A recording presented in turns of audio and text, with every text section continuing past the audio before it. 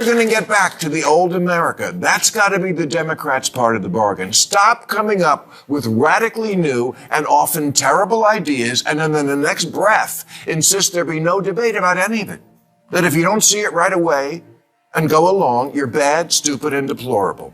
As if you were saying, duh, 2 + 2 = 5. Isn't that obvious? Yeah, it's obvious you can't add. You can't just say Math is racist. Queers for Palestine. Looting is cool. Healthy at any weight? If the men's football team played the women's team, it would be a tie. Democrats are on a losing streak, and Bill Maher believes he knows exactly why. During a recent segment on Real Time with Bill Maher, the outspoken comedian pulled no punches as he dissected why the party continues to lose ground across America. With the midterms looming and 2028 already casting a long shadow, Maher warned that the DNC may be heading for another rough chapter unless it rethinks its entire playbook. According to him, sticking to the same messaging and strategy could prove politically fatal. As always, hit that subscribe button, buckle up, and let's dive straight into it. Most liberals are insane, but neither do they make it clear they disapprove of the ones who are, and their cowardice in not marginalizing their own crazies has been their downfall. I couldn't get Neil deGrasse Tyson, a genius scientist and preeminent scientific voice in the media, to agree that it was ridiculous for Scientific American and The Atlantic to be claiming that separating sports by sex doesn't make sense. Yes, it does. Actually, it makes perfect sense. And it's obvious that it does. He'll waste no time exposing what he believes is the Democrats' failing strategy. In his view, the problem isn't just messaging. It's the aggressive promotion of ideas he considers detached from basic science and common sense. He argues that when political leaders champion philosophies that many voters see as unscientific or ideologically driven, they risk alienating the very middle ground they need to win. What makes it more surprising, he notes, is when respected public intellectuals appear to lend credibility to these conversations. Figures like Neil deGrasse Tyson, widely known for advocating scientific literacy, sometimes find themselves pulled into debates that critics say blur the line between empirical science and political ideology. For March, this creates confusion among voters who expect clarity and consistency from experts. His broader point is simple. When a party appears to prioritize niche cultural battles over kitchen table concerns, it shouldn't be shocked when polling numbers stall and electoral momentum fails. And there's a lot of stuff like that on the left. And when conservatives see it, they say, I'm sorry, we're just not going to go along with reinventing society, often pointlessly, even if we have to cancel democracy to do it. That's what they're saying. They see gender as only a construct and sex is assigned at birth, and they say, we're not doing that. Transing kids by self-diagnosis with no age limit, no parental notification, and no acknowledgement of social contagion, not doing it.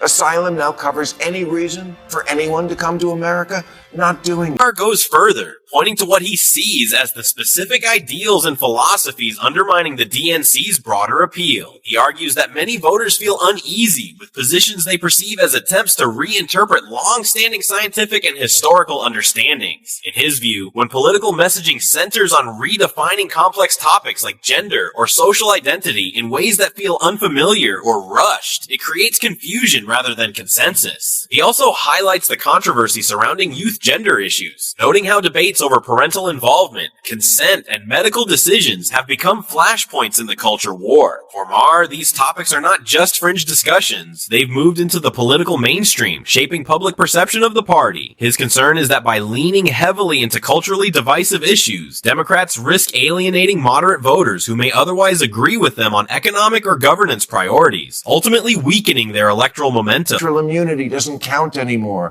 Whiteness is toxic. Penises in women's prisons. Welcoming the Intifada. We're not doing it. And so, folks,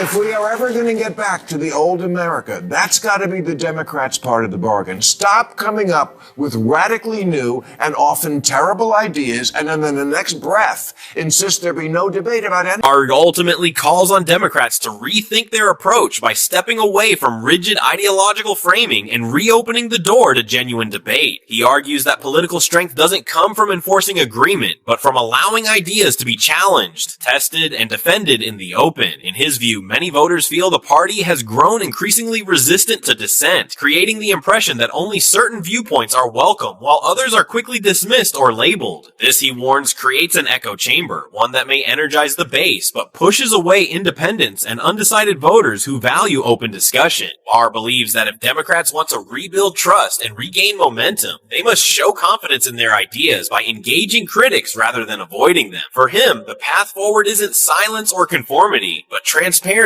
honest disagreement, and a willingness to confront uncomfortable conversations head on without fear. See it right away and go along. You're bad, stupid, and deplorable. As if you were saying, duh, 2 + 2 = 5. Isn't that obvious? Yeah, it's obvious you can't add.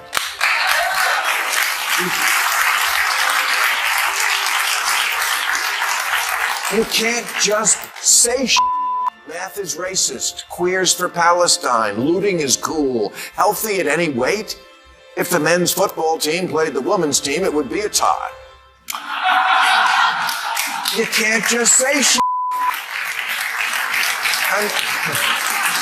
Rhetoric coming from parts of the left has become so intense that even longtime liberals like Maher have begun openly criticizing it. What troubles him most is the perception that certain viewpoints are no longer presented as ideas to be discussed, but as positions that must be accepted without question. He argues that when disagreement is treated as moral failure rather than an opportunity for dialogue, it shuts down the kind of open exchange that democracy depends on. Critics say this creates a climate where people fear being publicly shamed or ostracized simply for expressing a different opinion. Instead of encouraging thoughtful conversation, it can feel like pressure to conform. Maher's frustration centers on the belief that persuasion, not coercion, is what wins lasting support. When debate disappears and only one perspective dominates, voters may begin to feel excluded rather than represented. And that sense of exclusion can carry serious political consequences at the ballot box. Going out of their way to post messages on social media about the current Trump administration and what's happening to American lives. The problem is they're all literally saying the same damn thing. Don't believe me? Check it out. I win, I will immediately bring prices down starting on day one. That ain't true. That's what you just heard. Since day one of Donald Trump's presidency, prices are not down, they're up. Inflation is getting worse. Not better. The prices of grocery, gas, household items, essentials.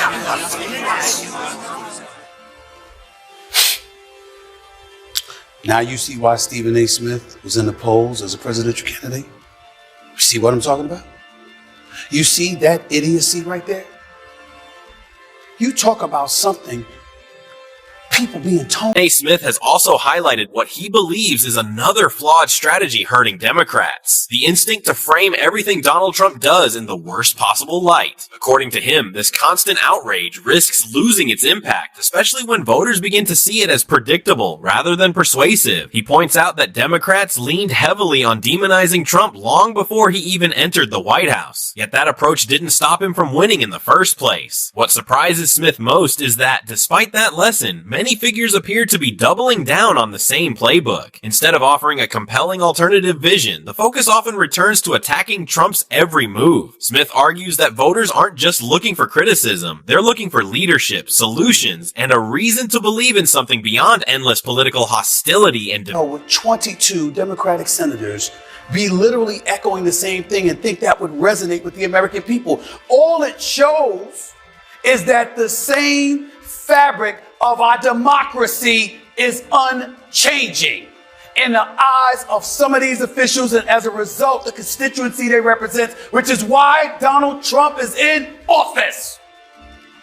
What, do I have to come up to Capitol Hill and give you lessons? Seriously, you don't get it? Oh, you did. Elizabeth Warren, Cory Booker, Chuck Schumer. Let's all get together. Let's put this in a prompter, and all together, albeit in separate rooms, we'll grab a microphone and say the same damn thing. And that's what's going to resonate with the American people. And then you wonder why you're no longer in power. Stephen A. Smith didn't hold back as he criticized what he sees as hypocrisy within the top leadership of the DNC. In his view, too much of their public response feels performative, carefully staged moments designed to generate headlines rather than deliver meaningful change. He argues that many Americans are struggling with real, everyday concerns like inflation, job security, and the rising cost of living. Yet the party's leadership often appears more focused on symbolic gestures than tangible solutions. Smith believes voters are far more perceptive than politicians assume. They can recognize when leaders are genuinely engaged versus when they're simply managing optics. According to him, this disconnect fuels frustration and erodes trust. Instead of leaning on political theater, he suggests Democrats need to reconnect with voters on a practical level, address their immediate concerns, and demonstrate authenticity through action rather than carefully crafted public performances alone. Schumer and the typical politicians, oh, inflation is high. Oh, look at them pointing the fingers at the migrants. Oh, look at them blaming immigration. They don't care about you. Oh, by the way, look, they don't care about this. Well, why would you bother people from the LGBTQ community? Why would you bother folks with transgender and all this? Why would you do that? That is what the Democrats say. That's what most politicians would say. Here's Trump. They're pieces of shit. They don't give a about you. It's rigged. They've hoodwinked you all the time. They think you're a freaking joke. They give you the anytime they want to. Here's Trump. Them. They ain't worth shit.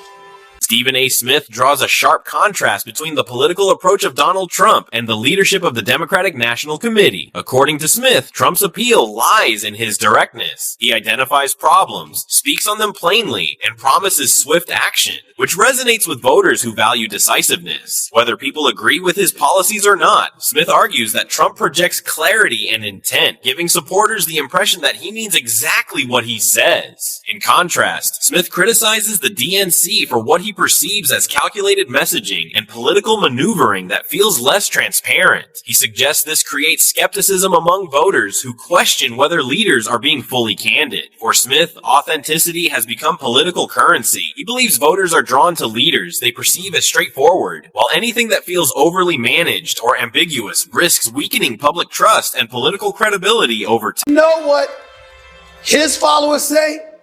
Yeah! Yeah! That's how we want you talking to those politicians who've been stealing our money all of these years. It's not what he says. It's how he says it.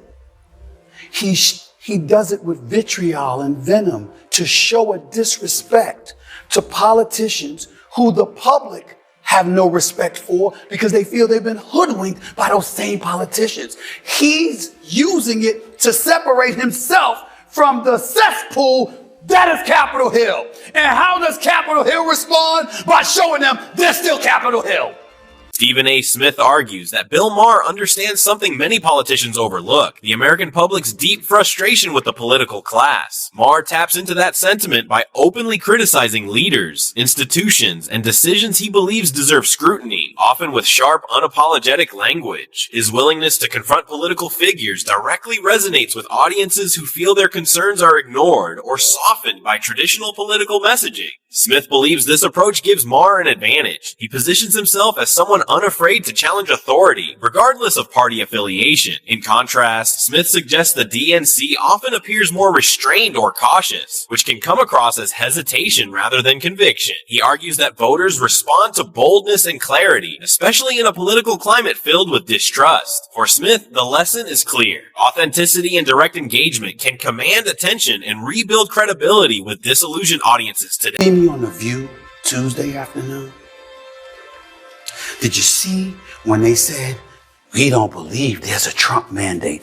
I said, oh, really? Did you see the former press secretary for the White House come on? I think Stephen A. is wrong. I don't believe what he said is correct. Donald Trump has the lowest approval rating in the first month or so, or the 2 months of a presidency in American history. Oh, really? But didn't he win all the swing states?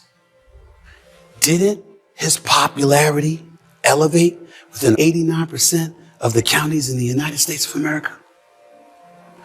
Didn't his popularity elevate within the black community, the Hispanic community, and the young voter. Taken together, the warnings from Bill Maher and Stephen A. Smith paint a troubling picture for the Democratic National Committee. Both voices, coming from different backgrounds, are pointing to the same core issue: disconnect. They argue that voters want honesty, clarity, and solutions, not ideological rigidity, political theater, or constant outrage. Meanwhile, Donald Trump's appeal, in their view, stems from his ability to project decisiveness and authenticity. Whether critics like it or not, the message is simple but urgent. If Democrats continue ignoring dissent, avoiding debate, and relying on performative politics, they risk losing even more ground with everyday Americans. Voters are paying attention, and they can tell the difference between conviction and calculation. For Maher and Smith, the path forward isn't complicated. It requires listening, engaging openly, and rebuilding trust before frustration hardens into long-term political rejection at the ballot box for many future elections ahead now today, nationwide soon. And this brings us to the end of today's video. If you enjoyed it, then hit the like button and subscribe to this channel for more videos like this. Thanks for watching, and I'll see you in the next